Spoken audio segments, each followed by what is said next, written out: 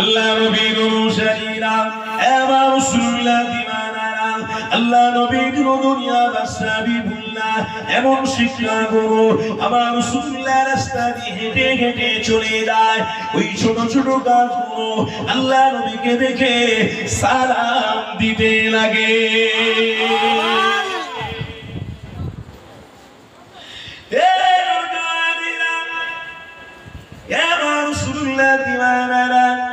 আল্লাহ নবীর অনুসারীরা ক্ষমতার সিস্টেম পরিবর্তন করতে যাবেন না, কোনদিন ইমানকে দুর্বল করতে যাবেন না।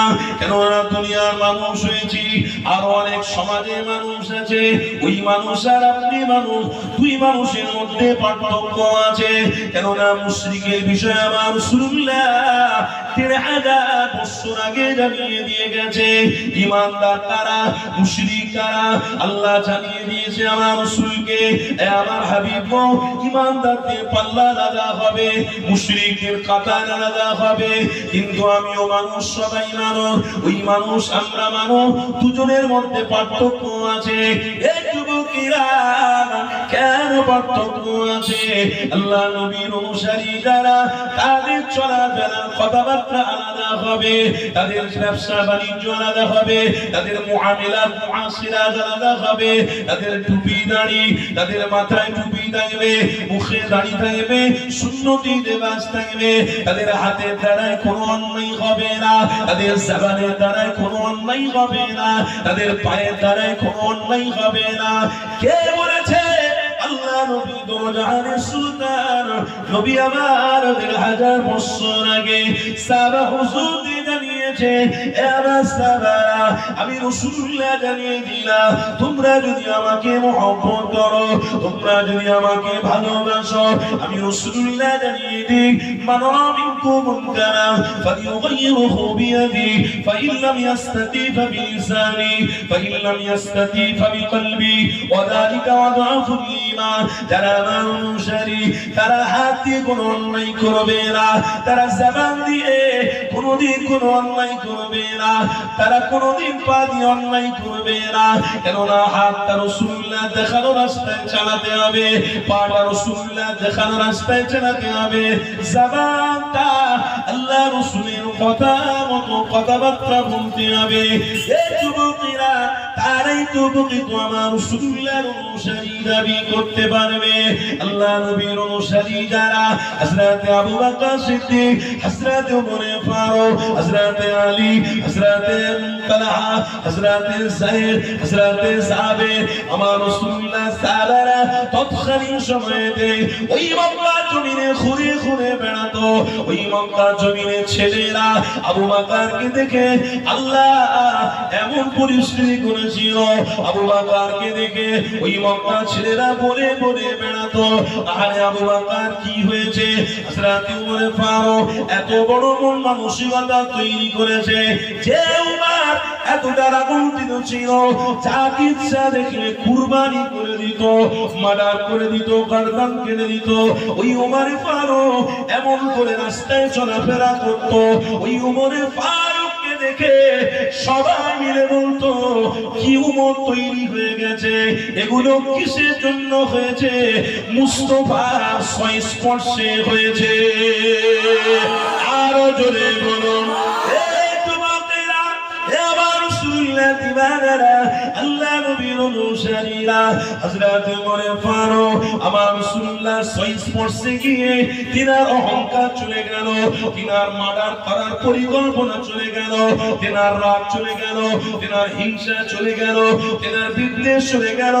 আবু বকর আমার রাসূলুল্লাহর অনুসারী হয়ে গিয়ে তিনার মন মানসিকতা পরিবর্তন হয়ে গেল।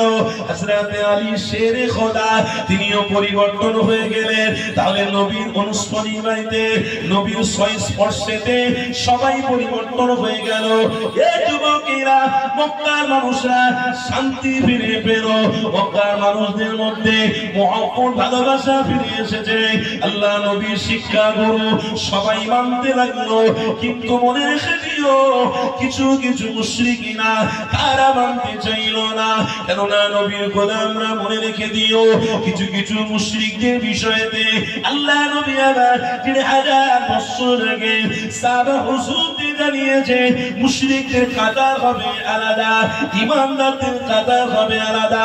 ঈমানদার তারা হবে যারা মুস্তাফা দেখানো পথকে অনুসরণ করে এগিয়ে এগিয়ে যাবে। আমি মুস্তাফা জানিয়ে দিই তারা আমার সাথী হয়ে জান্নাতি হবে।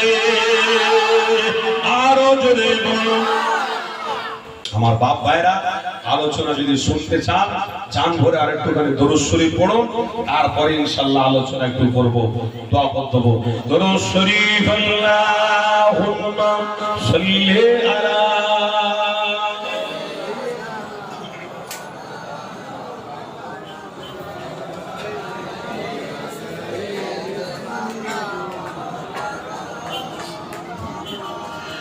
আমি হব মদিনার সারা বেলা ঝাড়ুদার, আমি হব মদিনার সারা বেলা ঝাড়ুদার। রোজার কিনারে কেটে যাবে দিন আমার, বলুন আল্লাহুম্মা আমিন। রোজার কিনারে কেটে যাবে দিন আমারি স্বপ্ন যদি হয় গো পূরণ, আমারি স্বপ্ন যদি হয় গো পূরণ, ধন্য হবে মোর জীবন মরণ, বলুন না সুবহানাল্লাহ। ধন্য হবে মোর জীবন মরণ, আমি হব মদিনার সারা বেলা ঝাড়ুদার।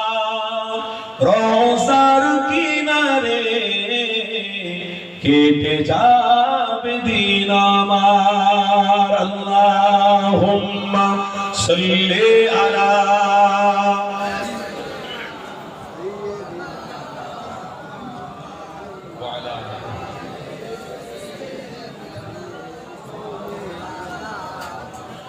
আমি হব রাসূলের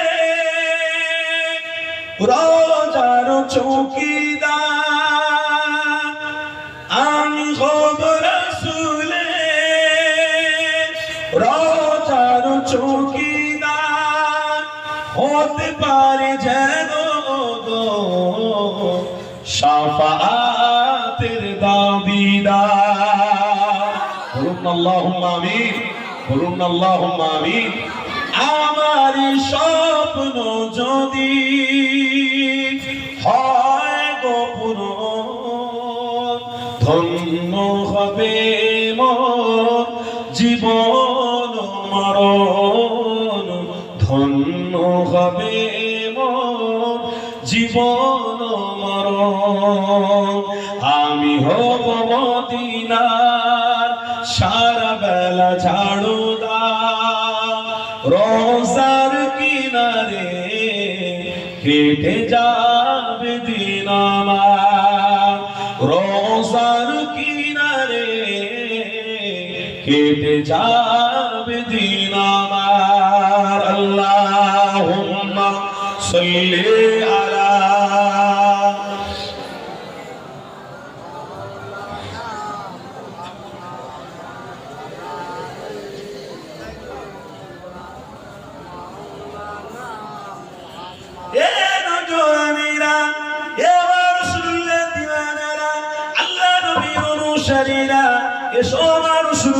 বিষয় আলোচনা করি। কেননা নবী দয়া নবী আমার যে শিক্ষা দেখিয়ে দিয়ে গেছে, ওই শিক্ষাটা আমাকে আপনাকে জান্নাতি বানিয়ে দেবে। দুনিয়ার মানুষেরা এবার রাসূলুল্লাহ দিবানারা পৃথিবীতে যা শিক্ষা রয়েছে সমস্ত শিক্ষা থেকে আল্লাহ নবীর শিক্ষাগুলো, ওই শিক্ষা একটা পাল্লায় যদি রাখা হয়, আমার রাসূলুল্লাহকে যদি আরেকটা পাল্লায় রাখা হয়, আমার রাসূলুল্লাহ পাল্লার দিকটা ভারী হয়ে যাবে। কেননা রাসূলুল্লাহকে কেউ মানুষের মতো মানুষ বলতে পারে, কিন্তু রাসূলুল্লাহ মানুষের মতো মানুষ নয়। তোমার আমার কাছে জিবরাইল আসে না, তোমার আমার কাছে মিকাইল আসে না, তোমার আমার সাথে আজরাইল দেখা করতে আসে না। এই যুবকেরা, আমার রাসূলুল্লাহ দিওয়ানারা, আল্লাহ নবীর সাথে জিবরাইল আলাইহিস সালাম ফেরেশতা দেখা করতে আসে, মিকাইল ফেরেশতা দেখা করতে আসে। যে রাসূলুল্লাহর উপরে আল্লাহ 114টা সূরা নাজিল করেছে। আরে সেই রাসূলুল্লাহকে অপমান করার চেষ্টা হয়, সেই রাসূলুল্লাহর মতো মানুষ কেউ কেউ দাবিও করে বসে। এই যুবকেরা, তোমরা রাসূলুল্লাহর বিষয়েতে খারাপ মন্তব্য নিতে যেও না, কেননা রাসূলুল্লাহর অনুসারী যারা, তারা আমার রাসূলুল্লাহকে মডেল হিসেবে মানে। কেননা রাসূলুল্লাহ ছাড়া জান্নাতি হতে পারবে না, রাসূলুল্লাহ ছাড়া মুমিনরা নাজাত পেতে পারে না, রাসূলুল্লাহ ছাড়া কেউ মুক্তি পেতে পারবে না। এই যুবকেরা, তাই তো সমাজে যতই যাই হোক না কেন, দামানে মুস্তাফা কোনদিন ছাড়বেন না। কেননা দামানে মুস্তাফার মধ্যে আল্লাহর রহমত লুকিয়ে আছে, দামানে মুস্তাফার মধ্যে মহব্বত ভালোবাসা লুকিয়ে আছে, দামানে মুস্তাফার মধ্যে নাজাত লুকিয়ে আছে, দামানে মুস্তাফার মধ্যে জান্নাত লুকিয়ে রয়েছে। এই যুবকেরা, হযরত সাহাবী রাদিয়াল্লাহু তাআলা আল্লাহ নবীকে মহব্বত করেছে, দামানে মুস্তাফা ধরেছে। এই যুবক সাহাবীর কথা বুখারী শরীফের হাদিসের মধ্যে আছে, আপনাদেরকে একটু শুনিয়ে দিয়ে দেয়।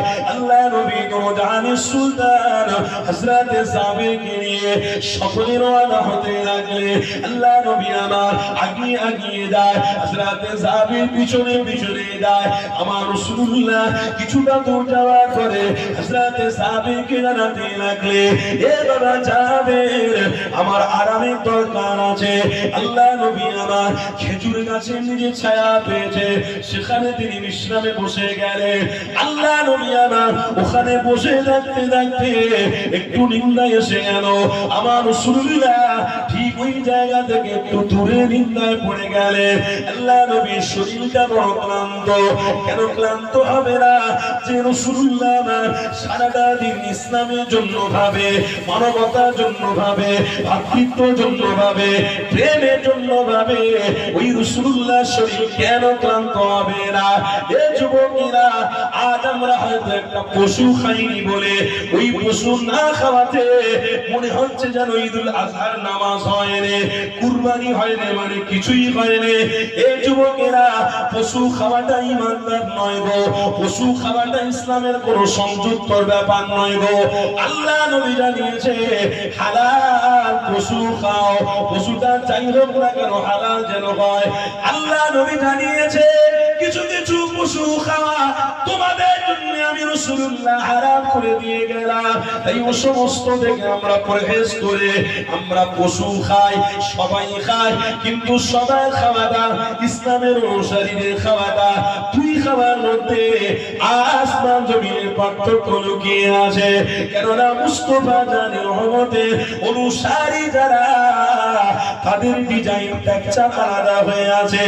এই যুবকেরা, সেই রাসূল আমার, দয়া নবী আমার, সেই সকলে ক্লান্ত শরীর নিয়ে আল্লাহ নবী আমার ঘুমিয়ে পড়েছে।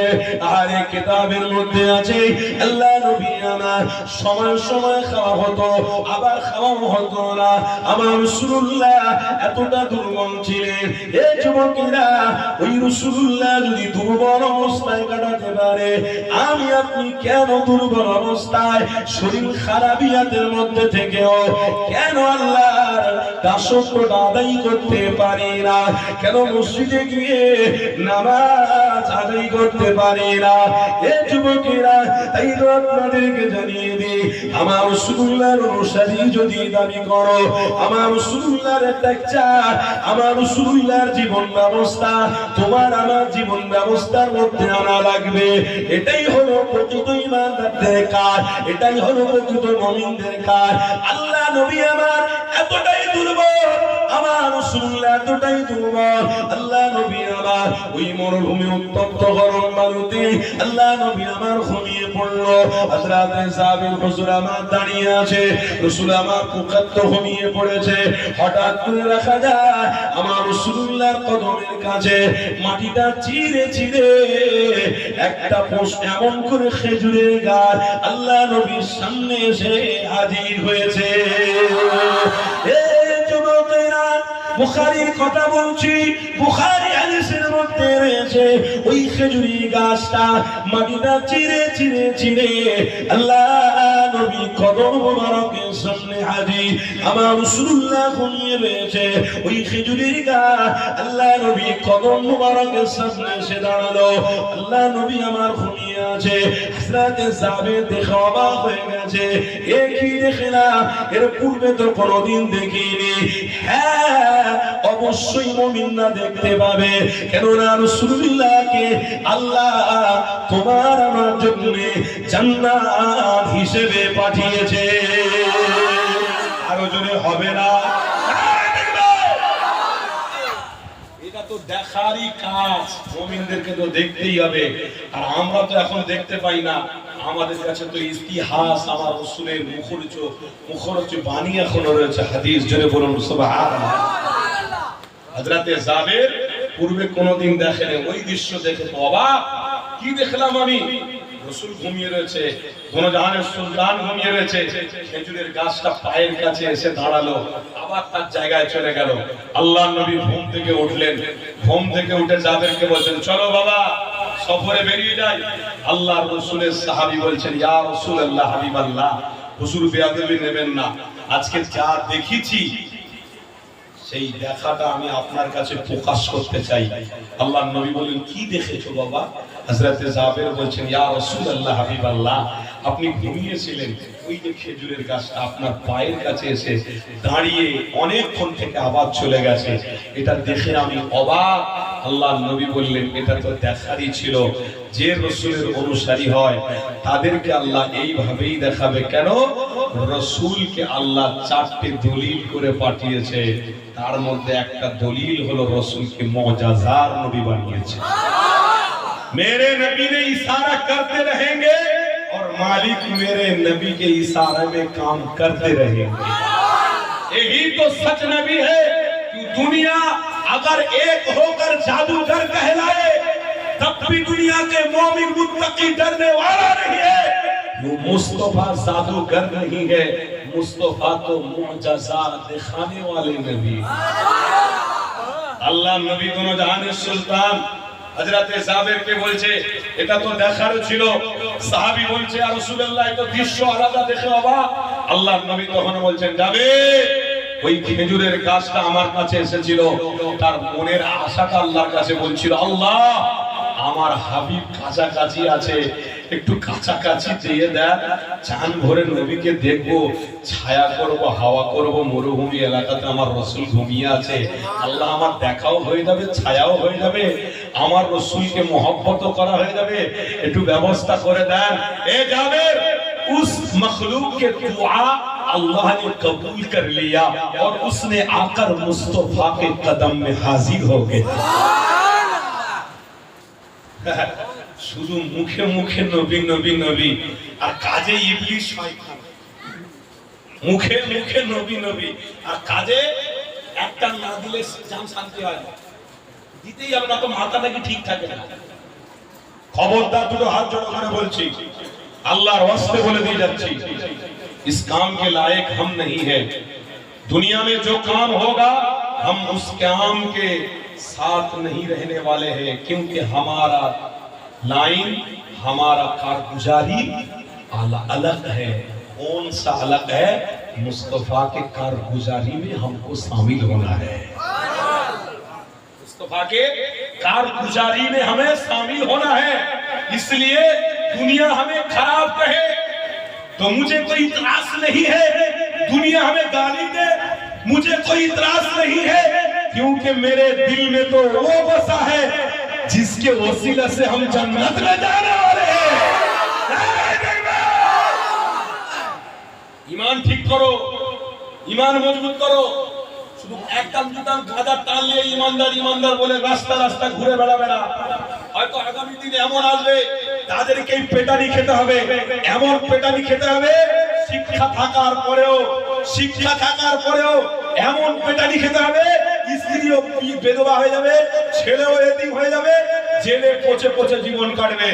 हम जेल से भी नहीं डरते, लेकिन हाँ हम मुस्तफा के दीवाने हैं। क्यों हम जेल में जाएंगे? हमारे लिए जेल नहीं है, हमारे लिए जन्नत है।